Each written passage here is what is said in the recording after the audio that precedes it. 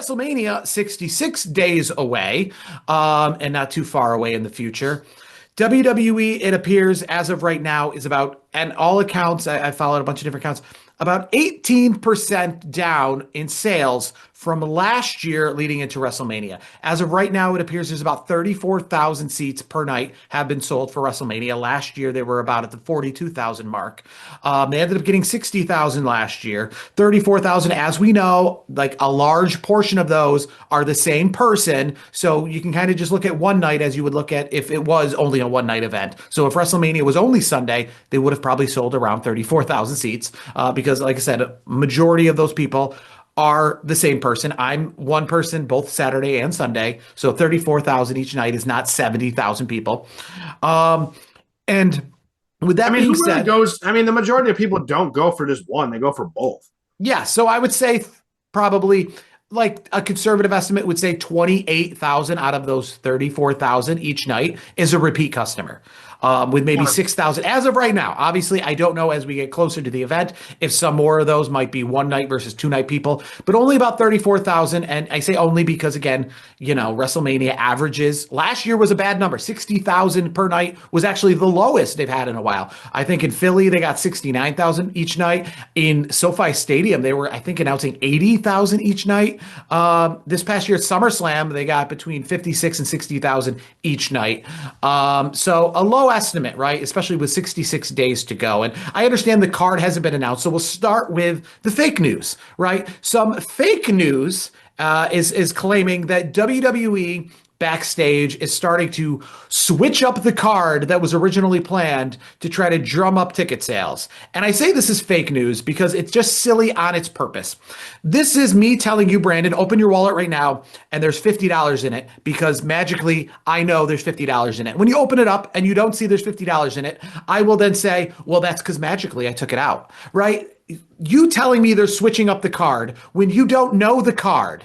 Right? It's not like WWE put a card out and is switching it up and we are seeing that. You're telling me Cody Rhodes is going to beat Drew McIntyre and hold the belt till WrestleMania. And you don't know that. You're just guessing. So when you're wrong, you're telling me, oh, well, that was supposed to happen. I wonder, they're switching it up. Like, again, the Unreal episode of what's going on right now has not been released. So you don't know what their plan is. You don't know that the plan was for Cody Rhodes to keep the belt till WrestleMania and they changed it.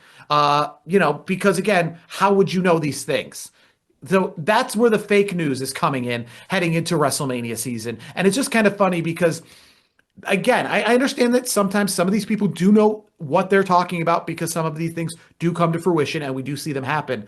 But I think telling me something is changing that I can't see is like really ridiculous. You're telling me they're changing the card for WrestleMania, the card they haven't don't even announced. know the card, Jared. Like that's Yeah. the thing. It's like they throw a bunch of stuff at the wall and see what sticks. It's like that's Yeah. what a lot of them do, and that's the thing too. Because I would say if I had to put a number on it, I would say like 95% of the journalists in the wrestling world are full of crap, and it sucks because you got like people like Wade Keller. Like he's one of the few, like from what is it, Pro Wrestling Torch? I think it is, PW Torch, I believe. I'm not sure. He's one of the few people that I would actually say he knows stuff, but it's like he's not always he doesn't want to be the first. He wants to be right. So like, there's obviously been reports out there that like he knew about like Hulk Hogan's passing before like it was announced, but he didn't want to. He wanted to get it double, triple confirmed. And to me, that's a good journalist. That is somebody you want to. And then some of those things can be part of actual journalism because there's actual facts behind it. When you're telling me the plan is for Cody Rhodes to win in Berlin, and then when he doesn't, then you tell me, well, that's because they changed the plan. Well, how would I ever know that? How would I know you're telling the truth? Here's what I would say. Like, if Dave Meltzer says something, just think the opposite. Really, I mean. You're probably going to hit it on the head more times than not if you go 180 degrees the other direction because he doesn't know anything. Like he's not in tune with like what's going on backstage, especially at WWE. Like yeah, he's friendly with Tony Khan and the folks there, but like anything AEW, sure, maybe he knows a little something because of TK, being friends with Tony Khan and some of the folks there. But like when he talks about WWE, it's like you have nobody there. Like nobody's giving you anything. Like it's like a lot of these guys and gals, like they're just kind of guessing and like throwing stuff at the wall and they're seeing what sticks and they're trying to get clicks. I get it. They're in the business. The more clicks they get, the more money they can make. I understand that. I'm okay with people making money. Don't get me wrong, but it's like you don't know anything. Like, yeah, they're making changes to the card that you don't even know exists. Like, you don't even know what's going on. Like, that to me just makes no sense. I do find it kind of funny because like somebody will post something, and regardless of whatever it is, and then it'll like just show up on my social media feed times 100 because it'll be like, Royal Rumble next year scheduled to be in the United States according to Triple H, right? Triple H didn't say it, but Fightful said, they heard that he said that. And then all of a sudden, like Wrestling Purist, Wrestling Fun, Wrestling whatever will then be like, Royal Rumble to be in the United States next year. Royal Rumble returning to the United States next year, according to Fightful. Like blah, and they just gets. And Fightful doesn't know crap. Like honestly, they don't know anything. And they're trying to. And the crazy thing is, they're one of those things that has like the pay feature to get you to pay. Yeah, they got the paywall. Meltzer's got the paywall, so to speak. You can subscribe to the letter and stuff like that. Like I get it. You're all trying to make money. That's fine. If you get if you get enough schmucks that'll do it, good for you. If you want to put the wool, put a cover over people's face and say that you know everything about the business, and if you follow my stuff and you read my stuff, you're going to be a better wrestling fan. If you can sell enough people on it, good for you. But you know what? Folks like you and I, Jared, we're not falling for that crap. Not happening. Yeah, we'll move to some reputable stuff because it's less wrestling related, and it's obviously can come from the actual like people saying it that are completely out of the business. And that is at this year's WrestleMania, at least not at WrestleMania itself, but in Las Vegas itself, businesses are reporting that they're being told by the WWE because of sagging ticket sales. I imagine that's what it is. They might be said that they might have been just told in general, not sagging ticket sales, but what else would you conclude? Is that unlike previous years, they're not going to be allowed to stream WrestleMania in their establishments. Now, I go to WrestleMania every year. I was in Philadelphia. I was in Las Vegas last year. And part of being there is that are lots of big parties. And what I mean by parties, I mean lots of streaming areas to go. When I was in London, for example, with Money in the Bank, right? Part of it being at the arena locally was also that there was streaming parties for the event also around because it's kind of a celebration in the city, right? I imagine the best places to watch the Super Bowl might have been around the Super Bowl. Obviously Las Vegas is clearly one of those all the time as well. But last year, as I was walking to WrestleMania, I was walking past places that were saying, if you're not going to WrestleMania, we're having a party. Chris Van Fleet, for example, has a very famous one. I don't think he's physically going to be at WrestleMania. He's going to be there in the city, but he's hosting a party. And sometimes non-WWE wrestlers host get-togethers for people who are in the city. For example, Philadelphia is a good one. I was at a casino right next door to the stadium. Rob Van Dam was hosting a watch party at the casino for WrestleMania. Now, obviously, they're not hosting WWE watch parties every month, and probably not typically for WrestleMania even, but because it's in the city, it's a big tourism thing, they're hosting a watch party right there. Down the street at the ECW Arena, Blue Meanie and Tommy Dreamer and some of the others were hosting a watch party of WrestleMania right down the street. So it's kind of more power to them too, because they're making money too, so good for them. Yeah, so WWE is putting a mortuary on these watch parties. Again, only to somewhat assume to drum up ticket sales, because that's typically how the blackout system works. Why we can't watch it on TV and football or whatever is because you're trying to drum up ticket sales.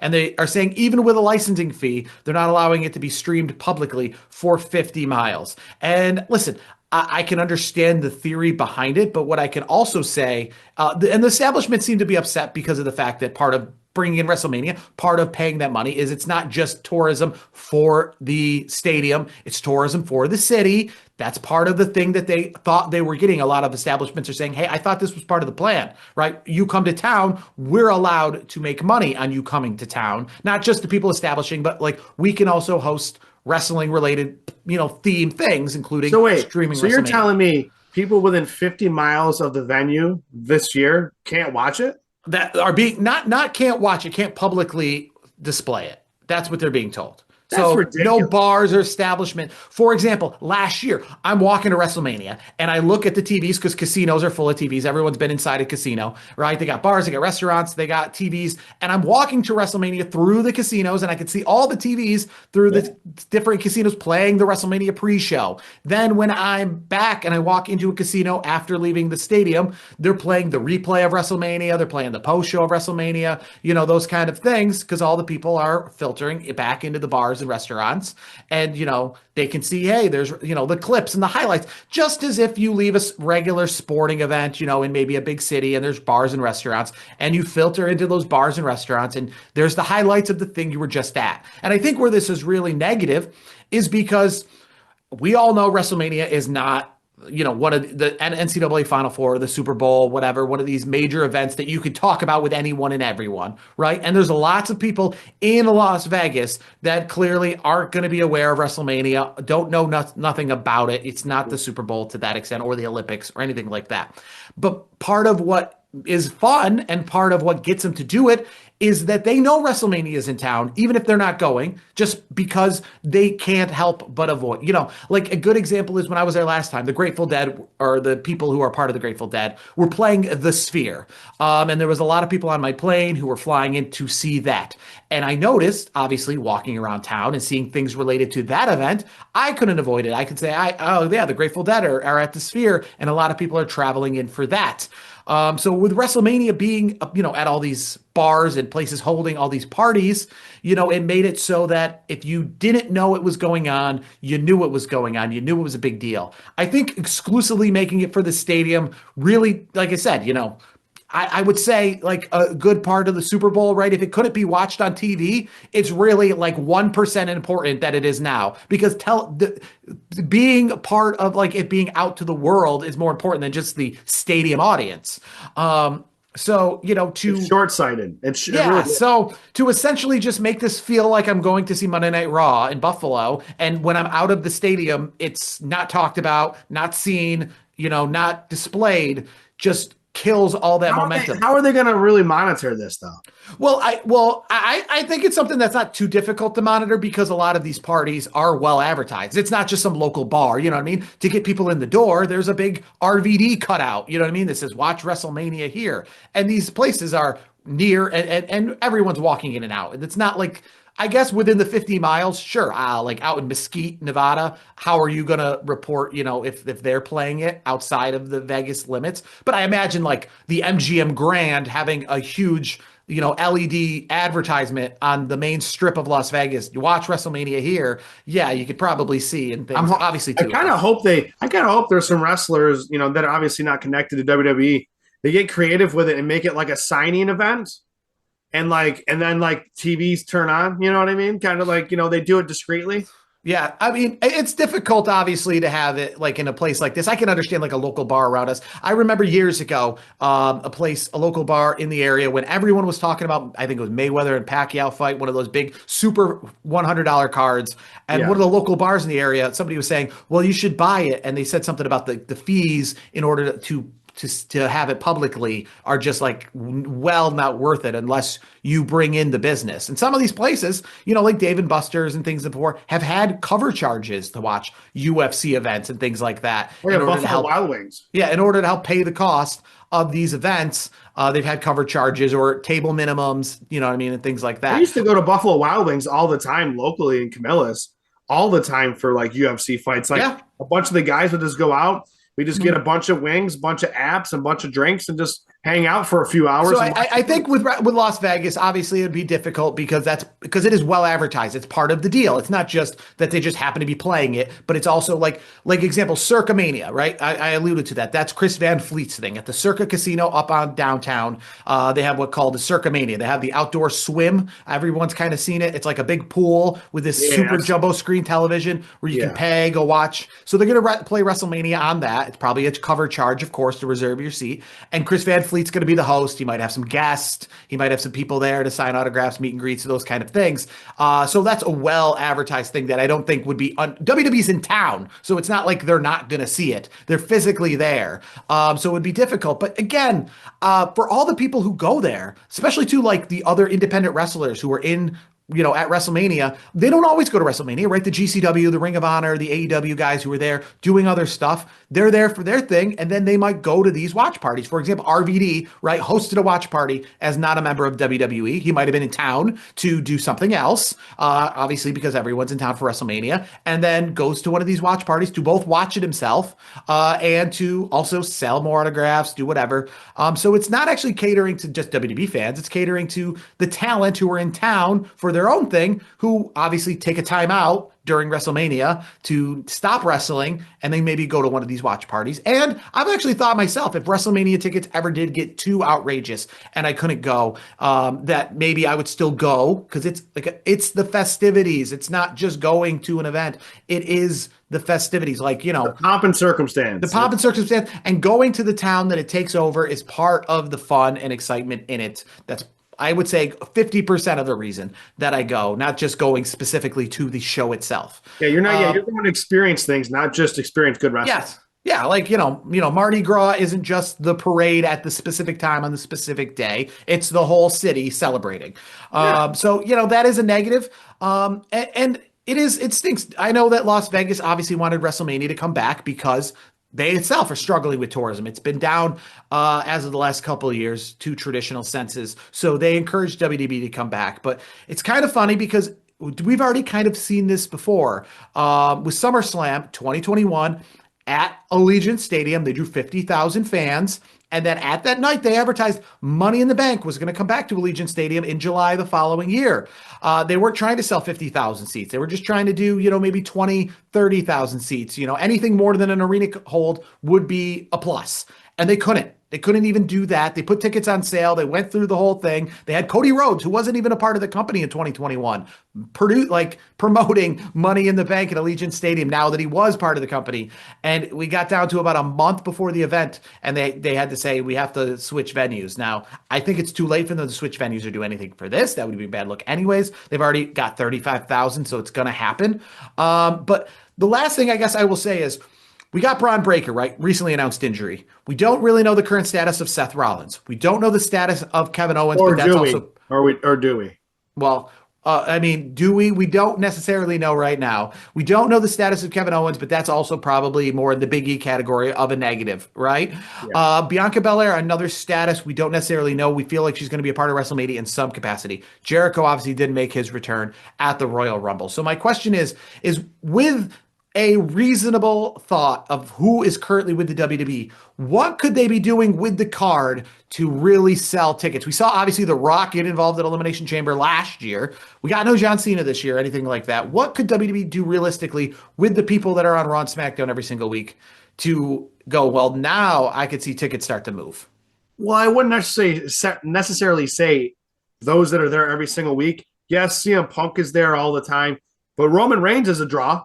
And I know he doesn't come in as often as he used to. He's very, very much part. We already got him advertised, though. We already know he's a part. But I do think as you get closer and closer, because people are already seeing Roman Reigns, CM Punk, I feel like people are starting to say, okay, you know what? I think I could do this now. I think I could take a swing and travel and catch the show.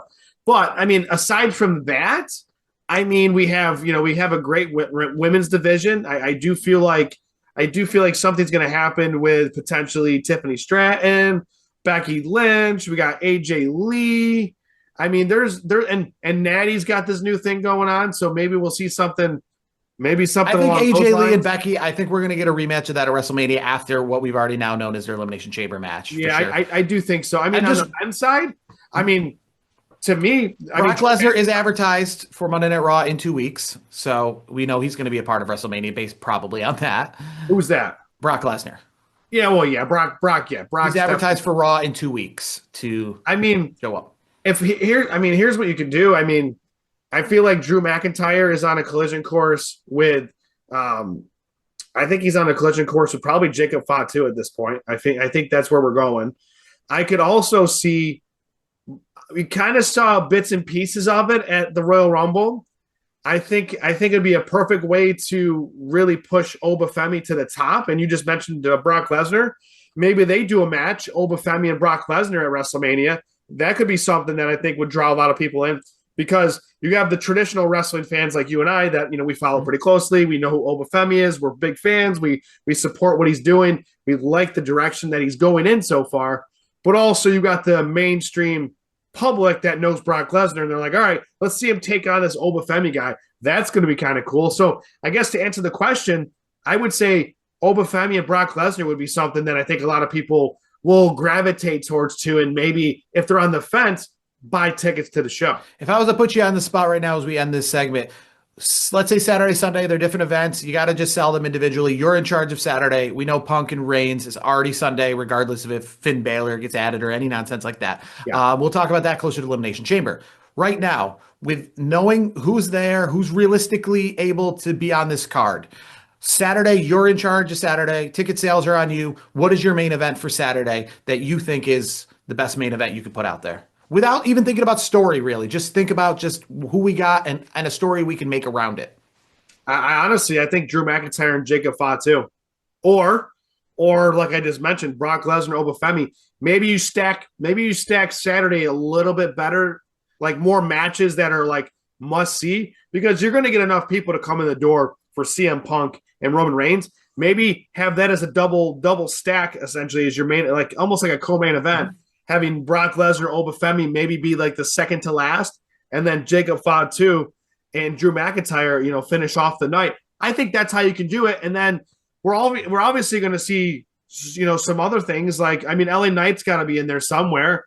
Jey Uso, maybe the Usos as a tag team. We throw them in there in a huge tag team match. That would be fun. The problem is right now, there's not a big, it's a combination of the ticket prices, but also there's what you're not seeing on the card is stuff that people are like, well, I want to see better before I start buying. So it's a combination of people are waiting to see before they buy because the ticket prices are so expensive. So it's kind of a catch-22 right now. The real problem with Las Vegas, I think a lot of people forget about, is that it's not a place that a lot of people live. I know it's growing all the time, but It's really a tourist destination. It's not a place that a lot of people live in the suburbs or drive. No, there's not a lot of people that are native Las Vegas folks. Correct. So by going to the same place again, it's not necessarily about the card. It's about people making WrestleMania a once-in-a-lifetime trip or a once every 10 years trip. It's kind of that bucket list thing. So for all the people that sucked up the bullet last year and said, you know what, it's expensive, but whatever, it's in Vegas. I want to see it. I want to go.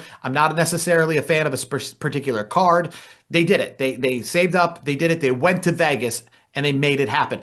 I can tell you, I went to SummerSlam 2021, and when they announced Money in the Bank was coming the following year, I was one of those people that said, been there, done that. It's great. Probably I'll watch it on TV. I'm here now. I don't necessarily need to come back to this place. So switching up venues, like being in New Orleans, obviously has that different, you're going to a different place and you're going to cater to people who didn't go to Las Vegas. And also you're going to cater to more locals. And I don't mean locals New Orleans, but people within driving distance. Las Vegas is really people, for the most part, that are not within driving distance, that are people who are flying in. And after they just spent $1,000 per ticket and went all out with their friends and their family last year to go, they're not just going to go to the same place again. They did that. If I can say for the rest of my life, I've been to WrestleMania in Las Vegas, regardless of what happens this year. I've done it. I've seen it. Whatever they're going to put out there, it's not going to look drastically different. It's like you go to, if you're a fan of a team and you go to the Super Bowl, that's different. But if you're just one of those people who says, I want to go to the Super Bowl to say I went, and you went,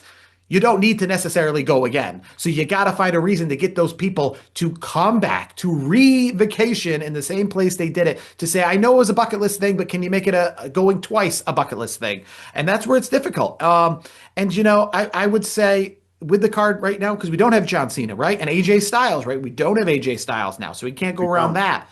It's difficult, right, to really try to put this card together with people we have. Braun Breaker, that's a tough one. Braun Breaker and Brock Lesnar, I think, would be a huge deal. But we don't know if that's legit, right? If Braun Breaker's injury, he's going to be out probably till SummerSlam at the earliest. Yeah. So that's why this is becoming more difficult based on these injuries. And I will say, I did analyze some footage this past week when it comes to the Masked Man. Coincidentally, Logan Paul getting involved in the LA Knight match in the main event of Monday Night Raw was wearing a black tank top and black pants and black shoes. He got involved in the match. Adam Pearce came out, got him and Bronson Reed out. From the time that you could physically see him cross into the curtain backstage, like he was off your television screen, out of sight, the masked man showed up around 25 seconds later wearing what Logan Paul was wearing, but with gloves, the hood, and the mask. They're saying it's Logan Paul.